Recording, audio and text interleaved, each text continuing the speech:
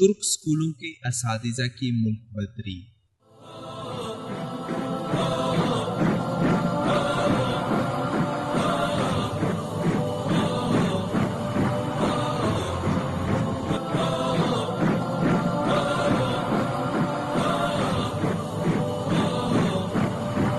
پاکستان اور ترکی کے تعلقات دنیا بھر کے دیگر ممالک سے بڑی حد تک مختلف ہیں۔ ترکی میں خلافت عثمانیہ کی سقوط کے بعد سیکولرزم کا راج رہا، جس کے بعد کمال اتاترک کے سیکولر نظریات پورے ترکی پر مسلط کر دیے گئے تھے۔ ترکی میں سیکولرزم کے نام پر مسلمانوں پر طرح طرح کی پابندیاں عائد تھیں۔ دھیرے دھیرے ترکی میں مسلمانوں نے سیاسی جدوجہد کی اور بالآخر ترکی میں اسلام پسندوں کی حکمرانی کا آغاز ہوا۔ ترکی حکومت کے موجودہ سربراہ رجب طیب اردگان ترکی میں ابھرتے ہوئے اسلام پسندی کے امین ثابت ہوئے ہیں۔ ترکی کے ماضی اور موجودہ صورتحال کے پیش نظر پاکستان اور ترکی کا آپس میں گہرا تعلق ہے۔ دونوں ممالک اپنے دکھ سکھ سانجھے رکھتے ہیں۔ سال رواں ترکی کی فوج میں موجود سیکولر گروہ اور مغربی شے پر بغاوت پر اکسانے والے ترک مذہبی رہنما فتح اللہ گولن کے حامی ترکی کی منتخب اسلام پسند حکومت کو گرانے میں ناکام رہے، جس کے بعد ترک حکومت نے فتح اللہ گولن کے نظریات پر کاربند بغاوت میں شامل باغیوں سے نمٹنے کا عزم کیا۔ ترک عوام کے پرزور اصرار پر گولن تحریک کو دہشت گرد قرار دیا گیا۔ فتح اللہ گولن کی تنظیم مختلف ممالک میں اپنے نظریات کے فروغ کے لیے تعلیمی ادارے بنا کر کام کر رہی ہے۔ پاکستان میں بھی پاک ترک سکولز کے عنوان سے گولن تحریک کے زیر انتظام کئی سکولز کھولے گئے، جہاں بچوں کو جدید تعلیم کے ساتھ ساتھ گولن نظریات کی بھی تعلیم دی جاتی رہی۔ ترکی نے گولن تحریک کو دہشت گرد قرار دینے کے بعد گولن تحریک کے زیر اہتمام چلنے والے اداروں کو حکومتی تحویل میں لینے کا اعلان کیا۔ گولن تحریک مختلف ممالک میں تعلیمی ادارے قائم کر کے گولن نظریات کی ترویج کرتی ہے۔ پنسلوانیا میں مقیم فتح اللہ گولن کے مغربی رہنماؤں سے بھی رابطے ہیں، جو طیب اردگان جیسی ذہنیت یا اسلام پسند ترک قیادت کے اقتدار میں آنے سے خائف نظر آتے ہیں۔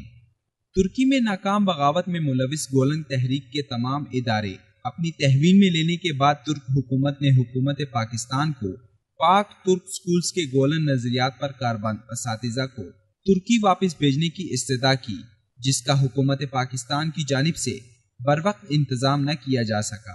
ترک حکومت کا موقف ہے کہ ترک عوام کے پرزور اصرار پر گولن تحریک پر پابندی عائد کی گئی ہے اور تحریک کی تمام سرگرمیوں کو حکومتی مقرر کردہ انتظامات کے تحت چلایا جائے گا۔ ترک صدر کے حالیہ 2 روزہ دورہ پاکستان کے عین موقع پر ترک سکولز کے اساتذہ کو 3 دن میں ملک چھوڑنے کا حکم دے کر یہ تاثر دیا کہ رجب طیب اردگان کی خوشنودی کے لیے اساتذہ کو اس عجلت میں ملک بدری کا حکم دیا گیا۔ حکومت کے اس اقدام پر سخت تنقید بھی کی گئی کہ بروقت اطلاع کیوں نہ دی گئی تاکہ ترک اساتذہ اپنا انتظام کر لیتے اور انہیں عزت و احترام کے ساتھ ملک سے رخصت کیا جاتا۔ حکومت بھی اگر حکمت عملی کے ساتھ ان اساتذہ کو بروقت ترکی بھیجنے کا بندوبست کرتی تو آج یہ الزام حکومت پر عائد نہ ہوتا۔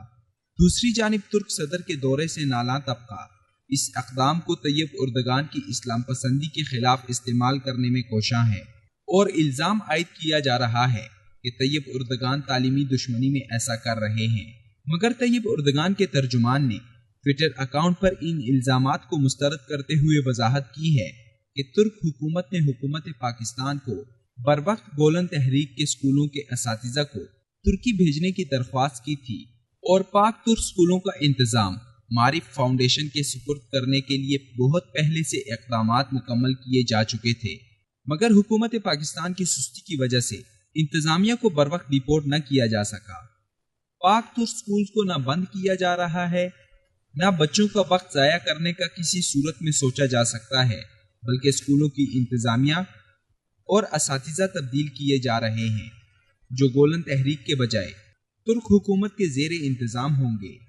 وضاحت میں مزید کہا گیا ہے کہ پاکستان اور ترکی کے بڑھتے تعلقات سے نالاں طاقتیں اس اسلامی اور فلاحی تعلق پر مبنی دوستی کو ناپسند کر رہی ہیں۔ اس لیے ترک حکام کے خلاف عوامی رائے عامہ ہموار کرنے کے لیے گمراہ پروپیگنڈا شروع کیا جا رہا ہے، جو صرف اور صرف پاک ترک تعلقات اور عوامی محبت کے رشتے کو گمراہ کرنے کی کوشش ہے۔